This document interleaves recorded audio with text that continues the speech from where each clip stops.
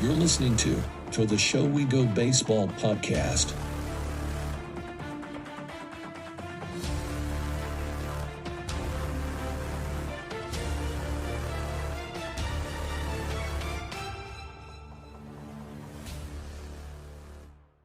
What's going on, everybody? Welcome into episode 58 to the Show We Go. We have Ed Hand and myself, Andrew Parker, back as usual.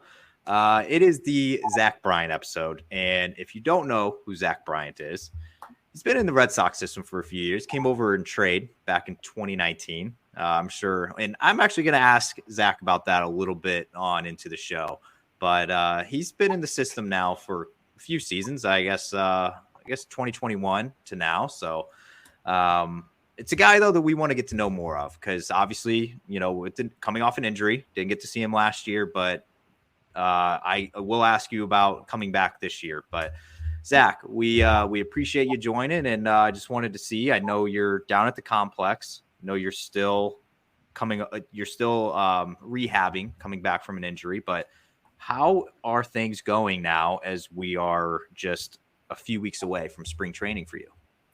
Things are going well, man. I've been working up in my throwing and the throwing progression coming back from TJ. I'm out to 120 feet, so I won't be quite ready to go for spring training, but I will start like my mound progression around that time. I should be starting that in March. So hopefully getting in some games and some live ABs, hopefully by like May. That would be the goal. So I'm excited for spring training, man. I'm excited to see a lot of the guys that I haven't seen in over a year. Yeah, man, I'm ready to rock. Is that so you can't? Oh, no, you go, Ed. I'll follow you up. Okay, I was just gonna say, so you were traded to the Red Sox back in 2021, but you were drafted by the Cubs, right? Yeah, in 2019, drafted by the Cubs, and then traded to the Sox in 21. Could you just take me through the day that you got drafted? Was it something that you were expecting to happen? And what was your family's reaction as well as yours? Yeah, so I mean, I knew I was going to get drafted. It was more of a question of whether it was going to be like late day 2 or day 3. But when it didn't happen day 2, I knew it was going to happen day 3, and I was hoping for obviously earlier in the day. And actually, I mean, my family was stoked, of course. But that day I was actually home alone because they took off to watch the draft and be there on day 2. So they couldn't take 2 days off in a row. So I was stuck at the house alone when it happened. But as soon as it happened, I had all my family calling me on the phone and everyone blowing me up. And then not long after, I had some buddies show up to the house because it was actually on my birthday too. So they were coming down for my birthday also. Oh, wow. Yeah. That's a birthday present. Yeah, right? So then they showed up and, we hung out, had a good time, celebrated a little bit. And then not long after, my parents got home and they were stoked. Mom had some tears of joy. It was a proud moment. What so getting traded especially when you're that low in the minors. So obviously you were still an A ball at the time of being traded. What was that like for you? Like, did you even see anything coming? Or was it one of those just totally caught you off guard? It definitely caught me way off guard. And it happened too because we didn't have a season in 2020. So 2021, right before spring training, the teams are making some cuts. You know what I mean? So, I mean, I hadn't been in the facility in a long time, and it's not like I was a top 5 rounder. You know what I mean? So I would imagine I don't know. I was worried that my name was somewhere on the chopping block. You know what I mean? So then sure enough, about a month before spring training, I get a call saying, it was an unrecognized number. It was an unknown number. So I declined it thinking it was a telemarketer. And then fair.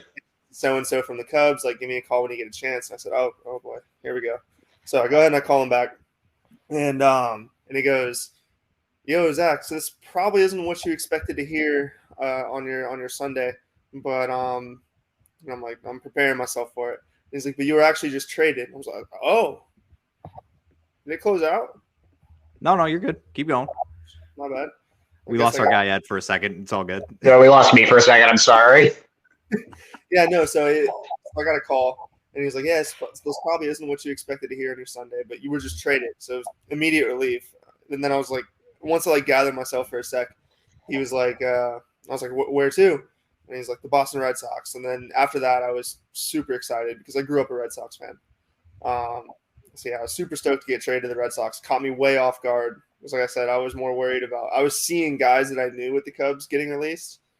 So when I got a call not long after that, the heart sank a little bit. But I was definitely relieved to find out that I was traded, not released, and definitely very stoked that I was traded to the Red Sox. So you're from Daytona Beach. How did you become a Red Sox fan? So it's a weird story. So when I was young and I was like getting into baseball, I'd played years before, but like actually getting into watching like the MLB and whatnot. Right. MVP 04. With Manny Ramirez on the cover. And then just always chose the Red Sox. Always played as the Red Sox because they were the best team in the game, obviously. And so then, when I start watching baseball with my dad, I want to watch the Red Sox. I'd want to watch those same guys that I was playing with on the game. And then I just took it and ran with it. I think like that year, my parents started getting me, Red Sox stuff for Christmas. And then it just ended up being a Red Sox fan after that. And it was die hard. Every year I was watching them, tracking them all year. So, it was kind of probably definitely a very different story than most people. But yeah, that's how I became to be a Red Sox fan. Did you grow up playing baseball, or were you like a multi-sport guy, and then you ended up you were best at baseball, and that's what you ended up going with? I definitely mostly played baseball. I think I played like one or two seasons of basketball. I remember playing one season of like flag football, and that's really about it. Other than that, it was just baseball. That was because that was the thing I was best at. Wasn't any good at basketball. I was decent at football, but still a lot better at baseball. So, of course, I had more fun doing what I was better at. So we just stuck with baseball from there on out. You got to experience spring training in two different states. Now, the Cubs, they're in Arizona, and the Red Sox are in Florida. Obviously, you might be a little more biased to Florida, being from Florida. I get that. But what was the biggest difference for you with spring trainings, like one being in Arizona, one in Florida? Like, what is like the big differences between the two? Well, like you said, I'm definitely biased because here I can have my car and it's just a half a day trip to get down here. But as far as like the big differences between the two, so spring training in Florida, the travel's kind of crazy because there's definitely longer trips. In Arizona, everything's within like an hour and a half. All the different facilities. So the travel is definitely much better out there. And then the weather, I would say like that time of year, it's pretty chilly in the morning. And then by the time, the sun comes up and everything, it's like that dry heat. I don't know are you guys up in Boston? Yeah. New Hampshire. Yeah. I lived in Arizona though. Yeah. So the dry heat. Lived in Tempe. Yep. It's something, dude. It's way different than the Florida heat. And I'll take Florida heat every day of the week. That's the thing. People say, it's a dry heat. It's not that bad. 120 degrees is still 120 degrees. I don't care how dry it is. Like in Florida, I'm okay with a little sweating. You're going to sweat. It's automatic. You go to Arizona, you might not sweat, but like, dude, your eyes are drying out. Like your nose, your throat, your mouth is drying out. I'm not a fan of all that.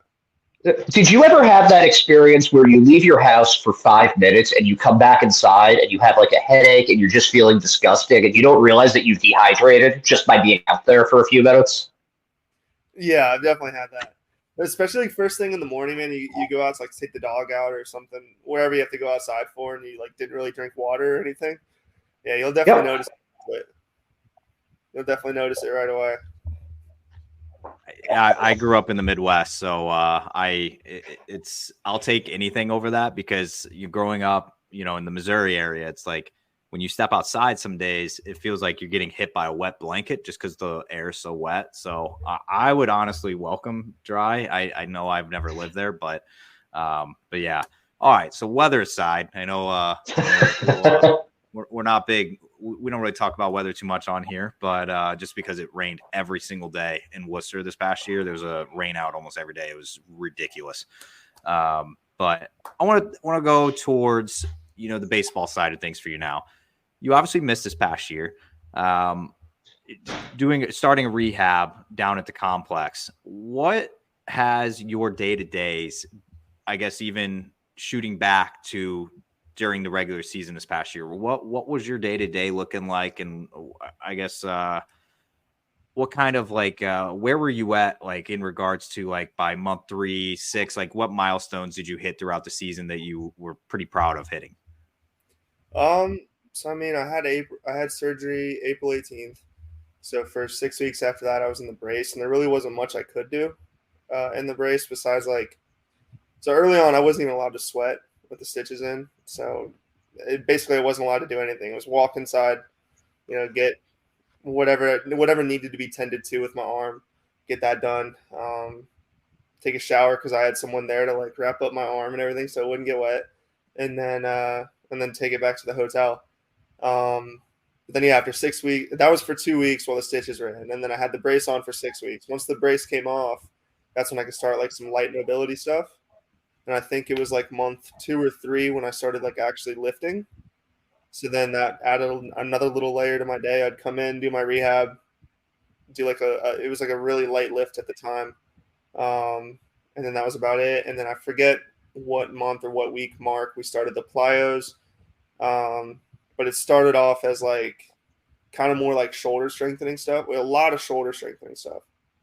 A lot of that. So hopefully the shoulder's bulletproof after this. But yeah, so I started mixing in a lot of that stuff, a lot of plyos, one-handed stuff, like kind of like drops, like the weighted ball drops and whatnot, building up the decelerators. And then it was pretty much just that until we started like actually like throwing plyos. And then when we started that, even then it was pretty much the same routine. I'd come in, do rehab, do some activation, go do my throwing, whatever that was. It started off, it was like 10 throws. It was like nothing. Do my throws, go in, do more rehab, then go to the weight room and do whatever my lift was. And then I think in October, October was when I started like actually throwing a baseball.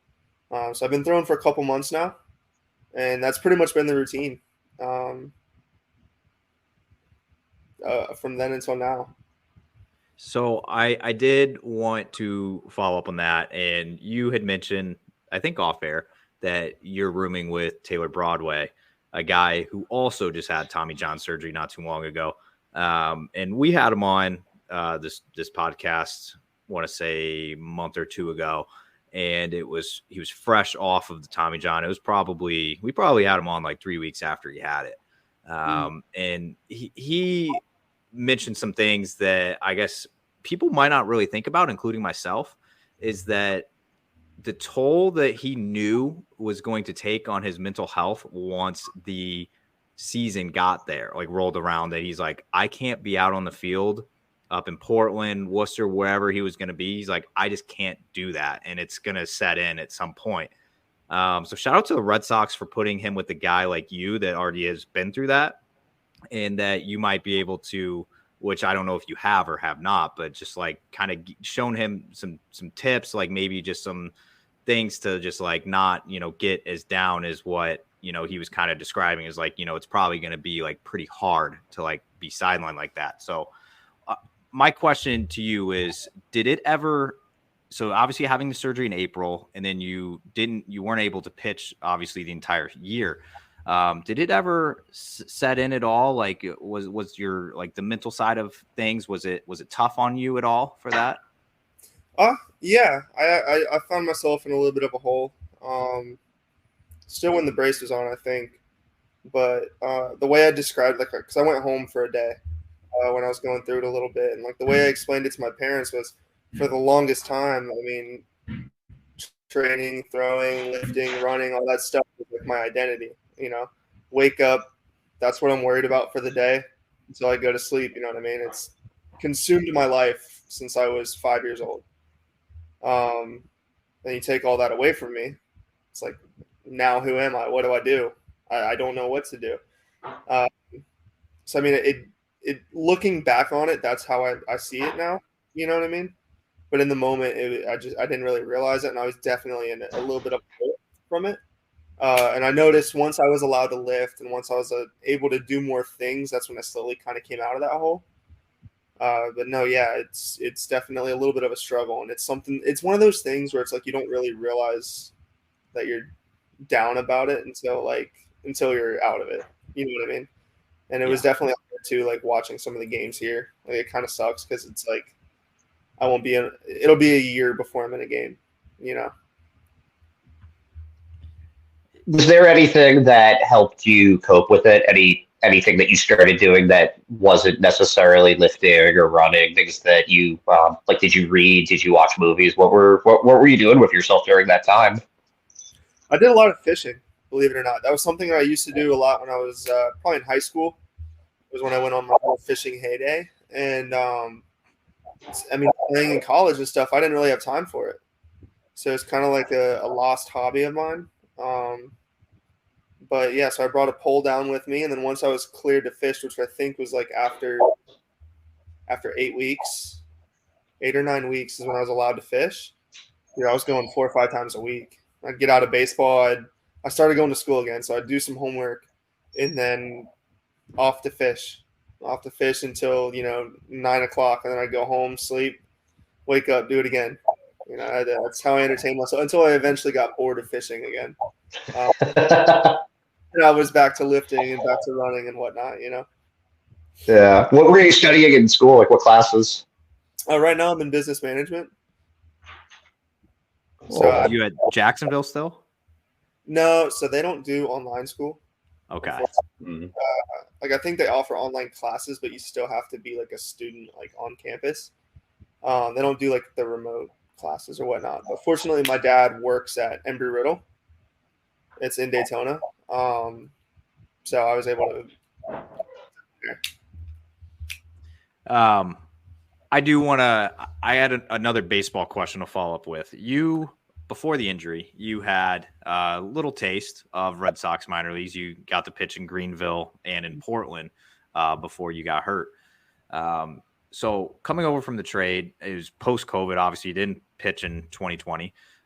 So coming over, you get your taste in Greenville and in Portland. What are some takeaways you have from, I guess, just getting the feet wet a little bit and being able to pitch in the Red Sox organizations? Like anything from how it differentiated from the Cubs system, or just anything that comes to mind? World class. The Red Sox are a world class organization. Like the Cubs, I mean, they treated us well. I don't have any bad things to say, but the Red Sox definitely do it better. And both affiliates that I was at, we got taken care of very well. Facilities were great. The fans were great. The crowds were great. You can tell like Red Sox fans show up to even the minor league games. But everything about them was awesome. Great experiences in both. Greenville was amazing, beautiful place. I don't know if you've ever been. Oh yeah. Highly recommend it. Greenville's amazing. I know you guys are up in the Northeast. I'm sure you've been to Portland. Yeah. Portland, yeah. Very nice city. But yeah, no, great organization there, man. They really take care of us. So going back to your season with Greenville, I'm not gonna just throw the numbers out there or anything. You had a really good season there. You were striking out. What do we have here? 12.1 batters per 9 innings. Just a ton of strikeouts. You were the Red Sox. You were also the Red Sox minor league pitcher of the month for July. That's not like just like a website or something like that. It was actually for the organization. I was just wondering what that season was like for you, because your numbers were good prior to that too, but it wasn't as substantial, and it just seems like you were a strikeout machine that year. So what were you doing that year in high A in 2021? What was pitching there like? I had my eyes opened a lot because in the beginning of that season I struggled. I struggled big time. It was like a command thing. So I was walking a lot of guys, and then if you can't throw multiple pitches for strikes, then you get predictable. You can only throw a fastball for a strike. So if it looks like a strike, it's a fastball. Hitters are all over it. So if you walk, then I get predictable, and then they're all over me. But then eventually I had enough of sucking, basically. With the help of some teammates and then the pitching coach there in Greenville, Bob Kipper, they really helped my mentality that I needed, like who I needed to be on the mound. And the way Kip described it was being a prick on the mound. And for me, it was just being mad, like being pissed off on the mound, because then it would lock me in. And I was like ready to, you know what I mean? Amped up, ready to go, like just locked in on it. Where I would say it was one of those things where it's like looking back on it, some of the best outings I've ever had in my life, I was in that zone. But I never, for some reason, put 2 and 2 together that I need to get myself, like I pitch my best when I'm in that zone. Let's get myself there every day. You know what I mean? Like No, that's really interesting. Because I know this at least for tennis, like the best tennis players are total psychopaths. Like, because you have to, it's you versus everybody else. And I've always wondered if that's kind of similar with pitchers, like with that be a prick mentality. Do you find that that's the case, that you have to that you're just kind of thinking like, well, screw everybody else, I'm gonna blow you away? Well, it's definitely different for everybody. Like I'm sure there's some guys that, you know, want to be calm and want to be composed up there, and then that's when they're their best, you know. But for me, I've definitely noticed a major difference of when I'm up there confident, I'm better than you, I'm gonna beat you. Like screw you for even getting in the box. Like having that mentality, like helped me tenfold. And it was 2021 where I really learned that. And then that's where, like, if you're looking at the numbers, you can see like where things kind of started to shift, and where I started actually turning into a really good year was when I kind of came to that realization. Is that a hard mentality to get into for you? Because you seem like a very nice, well-spoken guy. Like, is that tough to be to switch that on? Well, okay. So in 2022, it kind of had trouble getting into that zone. But in 21, once I found it, it took some practice. But dude, it was like flipping a switch. As soon as I heard my name in the bullpen, I would get like 2 or 3 throws to get my arm loose. And I'd get down, and as soon as the catcher got down, dude, I was locked in, ready to go. It was like flipping a switch, and I was a prick. It was easy in 21, and then 2022, I kind of had trouble getting there, and I think it was because my arm was barking. You know what I mean? So, like, if you're going out there with a hurt wing, you're not going to be the most confident guy. But yeah, so that's where I was at. And 2021, dude, it was easy actually to flip a switch. You know what's weird about this is, because I was actually going to ask you this question, but you're leading me right into it, because me and Ed have joked about, and you know, I joked a little bit with AJ Politi this past year, because he's a very like calm and a very like quiet, like it's not a loud guy. Soft spoken. He's soft spoken. Yeah, very soft spoken, but then he's got that weird switch, and it's like he can flip it so like almost like as good as anybody else I've seen in minor league ball, that can just like go out there and be confident as hell and go out in the 9th inning and close any game that he needs to. So I was just looking at your numbers, and I don't know if this is accurate or not, but it seems like you've always been a reliever. You've never really started, going back to your college days. Is that accurate? Yeah. So I had one start. Yeah, that's what I was seeing. Just one. Yeah. See the numbers on it? I didn't see the exact. It was at Daytona your last year, correct? There's a I didn't see the numbers. Bullpen. It was not good. Okay, so out of the bullpen helps that mentality. I was always able to, if it's like a hey, get going, I'm way better than having a whole week to think about it. You're just like that's really interesting. I'm literally like you're describing though like a guy that's like, I feel like you're like just destined to be a closer with that like mindset, because like I feel like we even had Jonathan Brand on from the system, and you know he kind of felt that I kind of gathered that the same thing from him. It's like he was closing games in Greenville or Salem, I think, this past year, and he was saying the same things. And I'm like, you did get some saves in 2021 in Greenville, but is that something you'd be like open to doing? Like maybe once you work your way back and then you start to settle into a role again, it's like I can close games and I know it. 100%. That's what I was. my entire career, high school and college at both Daytona State and Jacksonville. I was a closer. So I mean, I feel like that position or that role has suited me best because especially coming in like high leverage situations, how can you not be amped up? How, like, you know what I mean? And me being amped up makes me locked in. So it's like I've always thrived best in that situation. So I mean, yeah, definitely. I'd love to be a closer my entire career, 100%. All right, Ed. I have a couple more baseball related questions if you had something that you wanted to get into. I do have a non-baseball related question for you. And if you don't want to answer it, that's totally okay. But on your Twitter page, the first thing, it just says R.I.P. Chester Leon Bryant. And I was just wondering who that was. That was my grandpa. I was very close with him, and he unfortunately passed away just before my senior year. And yeah, that's who that was, and it's somebody that I've always like kind of. He got me into baseball. He had a huge role in definitely where I'm at today. Yeah, was he? So he was a big baseball fan. I mean, he was just a sports fan. He loved all sports. But the connection him and I had was definitely built around baseball. So I am. I was chatting with you a little bit off air. So we had just got done speaking with Brian Abraham, and I am curious, like, on some things from a guy, especially like you, that was at the complex this past year.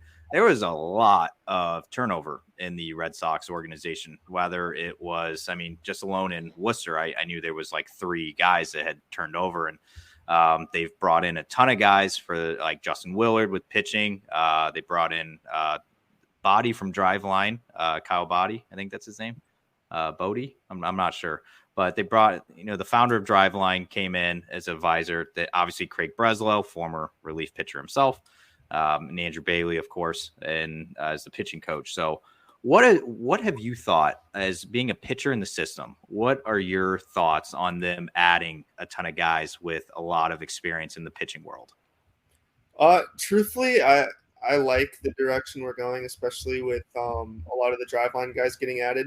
Because in 2020, I actually went to Seattle to train and drive on. And the guy who was like my specific trainer, like the guy that I worked with every day, Devin Rose, he works for us now. So he's here. So that's pretty cool. And then, I mean, just obviously going out there to spend all that money to go to Driveline, I'm a big believer in Driveline. And it helped me a ton. So I'm a big believer in it. So I love seeing us kind of go in that direction. And I think it's definitely a shift towards kind of like the new era of baseball. Not to say that what we had before was not that at all, but we're just adapting. I feel like getting new, and you know what I mean. Things are going to resonate with different people. You know what I mean. So it's always good to get some new ideas flowing. Yeah, it is interesting to hear from guys like yourself that actually are pitchers in the system with now a guy that's running the show that he was literally an MLB journeyman, like bullpen arm. So but he was a very successful one too, though. I don't mean that like in a negative way, like a journeyman, but he did play at quite a few places. But it is interesting to hear from guys that are coming up through the system that, their philosophy is kind of changing a little bit as compared to what it used to be. And like you said, it's not like it used to be this horrible thing, but it's adapting or dying, I feel like, in baseball now. And I know that the guy that they just added came over from Premier Pitching and the Woo Sox bullpen coach, Noah Junis, and he's a very analytically driven coach that's going to help out the guys in Worcester this next year. So I know it's a very different from what they had in place before. So I have one more baseball related question before I dive in. I need to name this, Ed. I like my random one-offs. I need to name that. I got to find out what I'm going to name that, but I do have some random questions for you at the end. But you preluded to this early in the episode that you're targeting May, that you want to all right, I'm just going to let you talk because I don't want to put words in your mouth. But 2024, you look at it, you're not cleared yet. I know you said you were doing some throwing, some distance. I think you were throwing at distance right now. But obviously not cleared for game action, anything like that right now. But what does your ideal 2024 look like in regards to your comeback? So ideally, no setbacks. I come back by the date that I'm supposed to be cleared for games, which would be May 18th. Come back by May 18th, out of Fort Myers by June, because obviously I'd start down here. Off to Salem, a week or two in Salem, week or two in Greenville, back up to Portland. Hopefully not take long to prove myself there, end up in Worcester. And if I'm rolling, who knows, I would say that if I could write the script personally for how my 2024 goes, that's what I would write. Got to shoot for the stars, man. It's not like don't aim too low. Right, exactly. Okay, that's good. Ed, any final baseball related questions before I go to some random ones? Yeah, I do have one other question, and it's not you don't have to go into like excruciating detail. I'm just sort of curious. How long were you trying to pitch through an injury in 2022? Like, and what happened to make you realize, okay, this might be something, like I have to get this taken care of? So throughout a season, man, I'm sure you guys know this, but you're gonna have arm pain. Yeah. It's going to happen. And when it first started for me, it probably started a month or two. Probably closer to 2 months before they finally shut me down. But it started off as just something like a little pesky if my elbow didn't feel right, But I tried to pitch through it, just kept dealing with it, and it just progressively got worse over time. It got to the point where I'd wake up and my arm would just be locked. Like I wouldn't be able to bend it. You know what I mean? So I'd have to force it straight or force it bent. And for whatever, I just dealt with it. Because by the time that was when I'd wake up. So by the time I'd get to the field and start throwing, by that point, me moving it around is greased it up enough to where it's okay, I guess I'm good to throw. Then I'd throw and it'd feel decent. And then, I'd pop some paint off and put enough of Red Hot on it, like icy hot, to where the thing's numb, and I'd, let it rip. And then I'd be throwing just as hard as, I have all year. So I'd be like, okay, I guess I'm fine. I just got to continue to pitch through it. But then eventually it got to the point where, my second to last outing was in Hartford, and it's 96. It was brutal all week. My arm was. So finally, my name's called to pitch. I go in. I'm 96, 98. So I'm like, I guess I'm fine. I guess I'm good. I'm tripping about nothing. But then the next day, locked. Luckily, I didn't have to pitch again that week because my arm was totaled at that point. But still didn't want to say anything because I, had faith that it would get better for some reason. And then, well, we can't make the club in the tub. That's the expression that I would always hear. You gotta pitch through it, right? Yeah, exactly. So we go back to Portland. It was a couple days later. I pitch again, and I go out there and I'm 90, 93. So one or two batters in, call time, pitching coach comes out, and he's like, dude, are you okay? He's mad at me. And I'm like, yeah. And he's like, are you going to throw any fastballs? I'm like, those are all fastballs. And he's like, then he was mad at first, and he got real serious. He's like, dude, oh my God. And I'm like, yeah, I'm fine. He's like, are you sure? And I'm like, yes, I'm fine. He's like, okay. He goes in, I finish the inning, I go into the dugout, head coach, pitching coach are both waiting for me. And they're like, dude, what's going on? And I'm like, nothing, I'm good. And they're like, no, you were throwing 90, 93. Something's wrong. You need to tell us. I was like, my elbow's been sore a little bit, but I'm good. And they're like, go talk to the trainers. So we talked to the trainers, shut it down. Rest a couple weeks, try to throw, didn't feel better. Rest a couple weeks, try to throw, didn't feel better. And then finally, at that point, it was just send me down to Fort Myers so I can get some imaging done and hopefully get some answers. And then at that point, I think it was a partial tear at that point, but they hoped that giving it a normal off-season rest or resting from that. So that was in sometime in August. Resting from then until when I would normally start throwing to get ready for spring training. would help it, and I'd be good after that. I wasn't, so I came back down. So I came back down here early to try to get it better and try to get with some professional trainers, see what we could do. Finally, they got it good enough to where I could pitch in a game. Pitched in one spring training game. Felt fine during the game. Next day, man, back to how it was in season, just lost. So then, again, me being me, I didn't say anything until the day before I was supposed to pitch again. And I told them, I was like, listen, I don't know if I'll be able to pitch tomorrow. I think I need another day. And they were like, why? And I told them, I was like, my elbow's not feeling great. So like, okay, let's go talk to the trainers. Got me another MRI. And at that point, the tear was just worse. So like, all right, let's go ahead and start reaching out to some surgeons and see who wants to do it. I'm sure that you're looking back at it and it's like, why didn't I do something about it sooner? But I also it's like, you just try to keep pushing it off and maybe it'll get better on its own. Do you look back at how like you handled that and it's kind of like, I would have done it differently here? Or do you feel like you needed to do it that way? I mean, hindsight's always 20/20. Right. So, I mean, looking back on it, I definitely don't blame myself for how I handled it.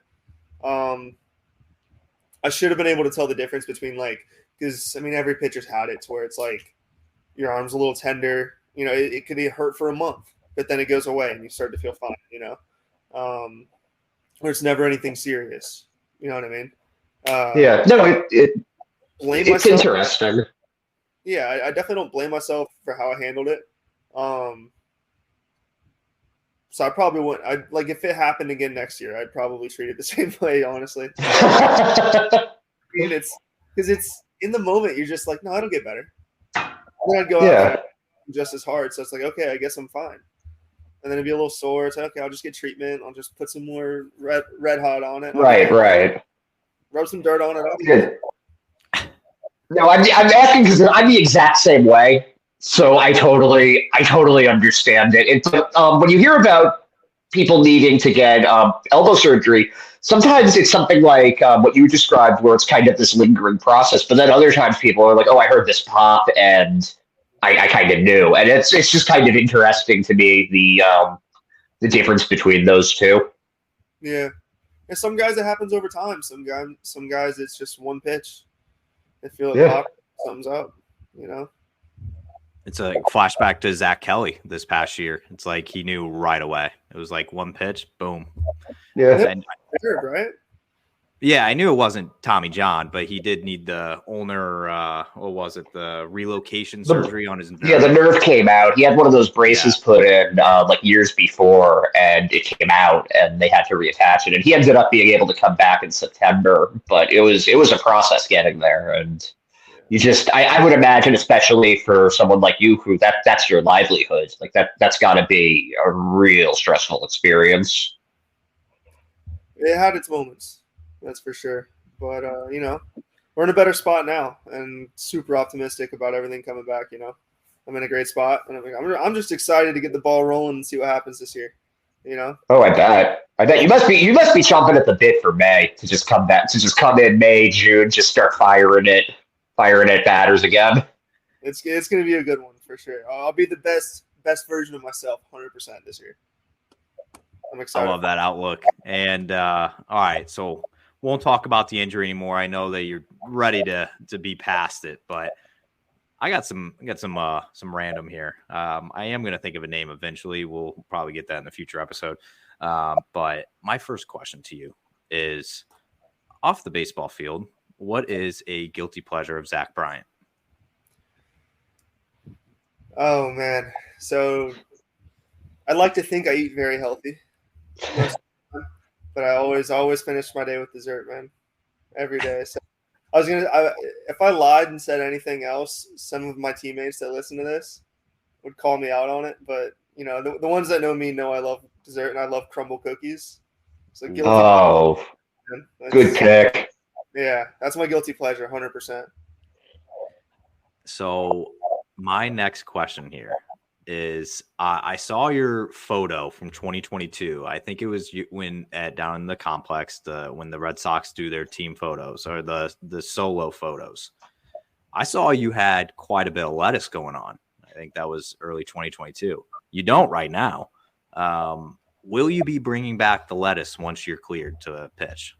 No, never again. Yeah, dude, that was something I wanted to do. Like my entire life, I would try growing my hair out, and then I would get sick of it, and I would cut it. And then I would try growing it out again, and then I'd get sick of it and cut it. Finally, I was like, I'm committing to it. I'm going to get through that like crappy phase where it like really doesn't look good and just ride it out and see where we get. I did it, still didn't love it. So I think that's it. This is where I'm at from here on out. Beginning of this year, like if you see my headshot from last spring training, I had a little bit of a mullet going on, where it was a little bit longer back there. And I didn't mind that, but I think this is my best look. Okay.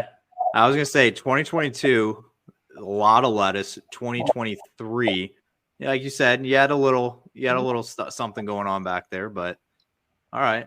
Just curious about that. My next question. What was that? I said the flow is not coming back. All right. Fair. I talked to you about this off air, but I have to ask it now again. Obviously, you were on the Tyler O'Neill lifting schedule going on, and we had a little setback due to some surgery going on, but you're obviously gonna get back fully cleared this year. Will you be bringing back the Zach Bryant fitness page on Instagram? I don't know how much I'll ever post on that again. We'll see. I doubt it, but truthfully, man, I tried the whole like being on top of social media and posting a lot thing. I tried it with that page. It's just I guess I'm not into it enough to keep it going. I don't know. So I tried getting some like remote coaching thing going on with some people back home for people that are just trying to lose weight or even like younger athletes. So if that gets rolling, I might use it as a kind of a platform to show off like the people that I've helped and like their transformations. But as far as like what I would used to post on there, I don't know if I'll ever do that again. Okay. My next question, I just thought of it on the fly because of you told me who your roommate is in Taylor Broadway. When we had him on the show, he said his guilty pleasure was video games and that he would be filling up some time, that he's got on his hands this next year with some video games and possibly streaming that on like a Twitch or whatever. Is this news to you? No, he plays Fortnite all the time. Okay. Who's the next one? I can hear him screaming out call-outs. Are you not a video game guy at all? Okay, so a little bit. I dabble. If I get bored enough, I'll turn it on. But I'm definitely not a play for hours kind of guy. Like if I play Fortnite, I'll get very into the one game I play. So when I die, I'm annoyed and I stop. I have to take a break. So then I'll stop for like 20, 30 minutes and then I'll be like, all right, let's play again. It's okay. The same way I am with golf, where it's like I go out and like I'm excited to go. I suck. I hate golf. I'm borderline about to sell my clubs. But then the next day I want to play again. Yeah. Freaking always sucks you back in, man. Always. Video games. Okay. I got second to last question here. I don't know if are you a country music guy at all? As of recently. And so why is your favorite artist Zach Bryant? Where did I say that? No, it was a dad joke because you guys almost have the same name. But my question, I feel like I'm old now, man. I'm on the right side of 30 still, I promise. But legitimately thought I might have said that somewhere because he was my favorite artist. Wait, is he? He was. I think okay. Tyler took the number one spot for me. I think I may have put that to our buddy Chris. I said, "Oh, I got Zach Bryant coming on." He's like, I don't know if it was a joke or not, but he did ask me. He's like, the country artist. He's like, seriously? It's like, dude, it's got a T on the end. It's not like Zach Bryant doesn't have a T on the end. But I don't know. I had to say it. It was a dad joke. That's on me. Hand up. But that is. I'm surprised you've never asked me if my favorite movie is Edward Scissorhands. Fair. That's fair. It's probably at some point. All right. My last one off here is the most important. I'm coming off of a great episode where our guest gave the correct answer. So I have some faith in you because you are a Florida man. All right. You're hungry. You want some lunch. Let's say this is you're in a I know you're a healthy guy and you're into your physique, but let's say this is a cheat meal, right? So it's lunchtime. You want fast food for the cheat meal, and it's got to be fried chicken. Has to be. So it's either got to be strips or a chicken sandwich. Has to have a drive-through. Every single option in America is available to drive to. Canada too. Screw it. Sure. So where are you going? For fried chicken, Raising Cane's, 100%. Okay.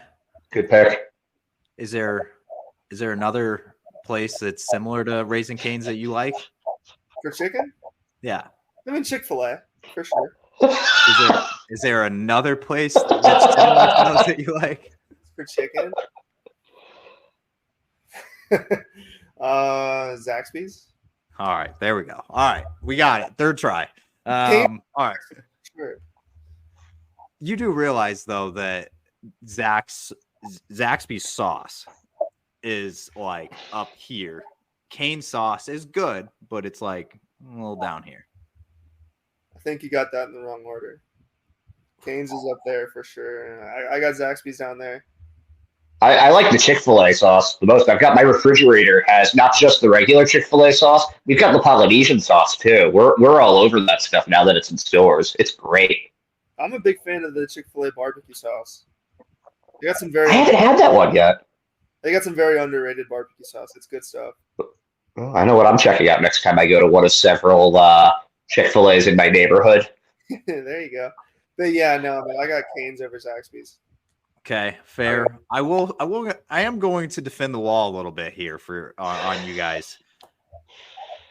I don't know if I can go to a Chick-fil-A, to a Cane's, to a Zaxby's, a PDQ, like any of these places. You ever had PDQ, by the way, in Fort Myers? Yeah, we have one down here. John Schreiber has put it on a pedestal, and I have to get it when I go there next month. So, but how? It's okay. Yeah, I mean, I'll probably eat Chick-fil-A before I eat that for sure. Chick-fil-A is, but it's still good. I'm not gonna say it's not good. Zach Kelly also hyped it up quite a bit, so it's on my list. But you have to give it another chance. I don't know how you guys can go to a Chick-fil-A and get their barbecue sauce and not the actual sauce that is named after the restaurant. That is wild to me. I don't know. I think it's like because we had a Chick-fil-A right next to my house growing up, and I just always got the Chick-fil-A sauce. For as long as I can remember, I always got the barbecue sauce. Okay. So now it's just like Chick-fil-A is not the same unless I have it with the barbecue sauce. I don't know. That's my go-to. Fair enough. I mean, I have asked everybody that's come on the show this question. I am up to 4 that have said Zaxby's. Now that Brian Abraham has said Zaxby's, so I was hyped about that one.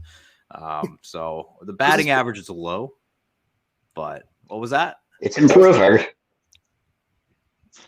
I couldn't hear Zach. That was Abe's first answer for fried chicken. He said Zaxby's. I think it will. Ed, be the judge on that. I think he said he just wanted to answer it out of the box, but that's what he gave. Yeah, no, that was absolutely his answer. Yeah, so once I get down to the complex, it's Alex Spinellis, Blaze Jordan, and Brian Abraham over at Zaxby's. I'll gladly join them. But Zach, you gave us like 50 minutes of your time, man. We appreciate you coming on, and we might be seeing you around next month at some point. But yeah, honestly, looking forward to you getting back on the field and everything. But thank you for joining us. Of course, man. Thank you for having me.